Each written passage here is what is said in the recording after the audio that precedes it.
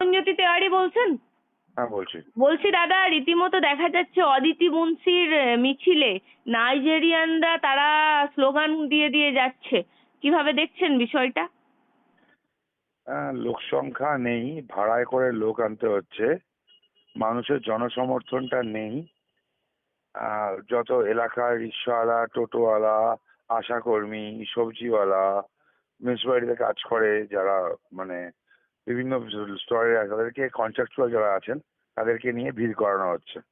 তাতেও যখন ভিড়টা পোষাচ্ছে না তখন টাকা দিয়ে লোক ভাড়া করছে এবং নাইজেরিয়ান কিছু ভাড়া করে নিয়ে আসছে এবং তারা স্লোগান টোগান তুলছে, এদের গলা মেলাচ্ছে। প্রথমত কোনো বিদেশি ভারতবর্ষের নির্বাচনে কোনোভাবে অংশগ্রহণ করতে পারে না। 2019 সালে আপনার মনে আছে এক বাংলাদেশি অ্যাক্টর সে নির্বাচন র্যালিতে অংশগ্রহণ করে আর ভিসা ক্যান্সেল হয়েছিল।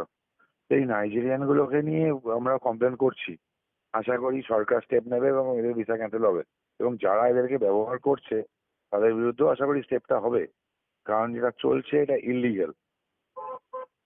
লোক না আমি থাকলে বলছি, এরকম যদি হতো না। এতই জনপ্রিয়তা তাহলে নাইজেরিয়ান কেন আনতে হচ্ছে? জনপ্রিয়তা নেই তো, আপনার কে বলে জনপ্রিয়তা আছে? যাবতীয় দুর্নীতি কাটমাইরে যার নাম আছে, যাবতীয় মানে ফ্রডে যার নাম আছে। দেখুন, আমার প্রশ্ন হচ্ছে তৃণমূলের চাল চোর ত্রিপল চোর কি কম পড়ি আছে যে নাইজেরিয়ান আফ্রিকান আনতে হইতেছে? তো সেম হিসাব হচ্ছে, এদের এমন জায়গায় গেছে ফ্রডের লেভেলটা যে তাদের ভদ্রলোক তাদের গায়ে যায় না। তৃণমূলের যে ছেলেগুলো প্রচারের সামনের দিকে থাকে, যারা হাঁটে, তাদেরকে দেখবেন, দেখে কোনো ভদ্র সমাজের কেউ এদেরকে নেবে না। এটা অধ্যত্ত, একটা বডি ল্যাঙ্গুয়েজ ইজ ডিফারেন্ট, কোনো হাম্বলনেস নেই, এডুকেশন ছিটে ফোটা মানে আছে বলে সন্দেহ আছে।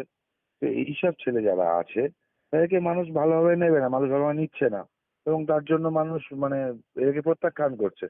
ভিড় বাড়ানোর জন্য লোক নিয়ে যেতে, খালি মমতা বন্দ্যোপাধ্যায় সভা ছিল না, 3টে বিধানসভা মিলে মমতা বন্দ্যোপাধ্যায় সভা করলেন, সেখানেও বাজার থেকে লোক নিয়ে যেতে হলো, এদের কর্মী সমর্থক নেই। তো এটাই হচ্ছে তৃণমূলের অবস্থা, তৃণমূলের বিসর্জন আসন্ন, এমনি হেরে গেছে ওরা। তরুণজ্যোতি দা, আর একটা বিষয় হচ্ছে, এই অদিতি মুন্সি নমিনেশনের সময় মিষ্টি মিষ্টি কথা বলছেন যে সমস্ত কাজ করছেন, সমস্ত কাজ তিনি করেছেন, আরো করবেন। এই যে উনি এত মিষ্টি ভূমিকায় থাকেন, আদেও কি মানুষের সামনে এইরকম মুহূর্তে উনি যান বা মানুষের? না না, উনি মিষ্টি মুখ নিয়ে থাকেন, উনি কিছুই করেন না, বেসিক্যালি যা করে ওনার হাজবেন্ড করেন। উনি অদিতি, কিন্তু বলেছেন, একটা আমি মজার সব মজার জানি। মজার কথা জাস্ট বলে রাখি, অদিতি দেবী এত ঘটা করে নমিনেশন জমা দিতে গেলেন, তাই না, লোকজন দিয়ে দিয়ে নমিনেশন যেটা ফাইল করেছিলেন তিনি, সেই নমিনেশনে ডিপোনেন্টে সাইন করতে ভুলে গেছিলেন। পরবর্তীকালে তাকে আরেকটা নমিনেশন ফাইল করতে হয়েছে। তো হচ্ছে, যাদের সিম্পল নমিনেশন নিয়ে সিরিয়াসনেস নেই, যারা গণতন্ত্র নিয়ে ভাবে না, যারা চুরি কাটমানির উপর নির্ভর করে চলে, তাদের মানুষের সেবা তারা কি করবে? মানে শুধু একটা পুতুল বলছেন অদিতি মুন্সি? একদম একদম কাঠের পুতুল, এবং তাকে যেমন নাচানো হয় তিনি যেমন নাচেন। মানে তার সুতোটা অন্য কারোর হাতে ধরা আছে? দেবরাজের হাতে আছে।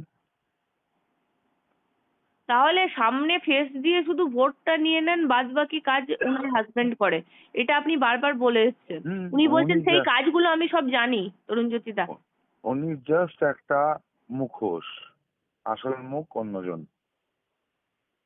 আর এই নাইজেরিয়ানদেরকে নিয়ে মিছিলে আপনি পদক্ষেপ করছেন ইমিডিয়েট? হ্যাঁ, লিগ্যাল অলরেডি কমপ্লেন রেজ করা হয়েছে, এটাকে লিগ্যাল স্টেপ নেওয়া হবে। ব্যাচেলার নাইজেরিয়ান যেগুলো ছিল অল্প কিছু টাকার জন্য এসেছিল, তাদের এবার মানে প্যাক করে পাঠানো হবে।